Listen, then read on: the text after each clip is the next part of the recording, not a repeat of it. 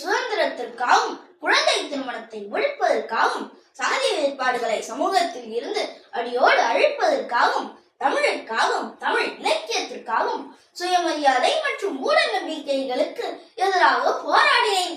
மேலும் பெண்களின் விடுதலை இல்லாமல் ஒரு நாடு வல்லரசாக முடியாது. எனவே பெண் விடுதலைக்காக போராட வந்துள்ளேன். பெண்களுக்கு கல்வி மிகவும் அவசியம். இது அவர்களின் பொருளாதார சுதந்திரத்திற்கும் வழிவகுக்கும். இதுவே பெண் விடுதலைக்கான அடிப்படை படி. மக்கள் சமூகத்தில் ஆணும் பெண்ணும் இரு கண்களை ஒத்தவர்கள்.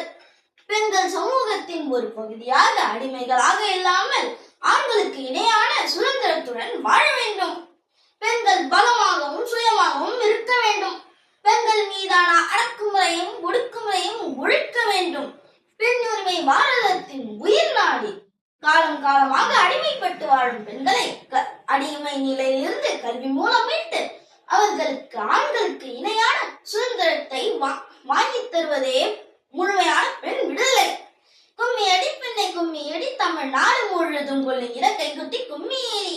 நம்மை பிடித்த பிசாசுகள் போய் நன்மை கண்டோம் என்ற கும்மி ஏறி. எட்டையும் பெண்கள் தொடுவது தீமை என்று எண்ணி இருந்தவர் மாய்ந்து விட்டார். வீட்டுக்குள்ளே பெண்ணை கூட்டி வைப்போம் என்ற விந்தை மனிதர் தலை கவிழ்ந்தார். கும்மி அடி பெண்ணை கும்மி அடி, தமிழ் நாடு முழுதும் கொள்ளுகிற கைகொட்டி கும்மி அடி. நன்றி.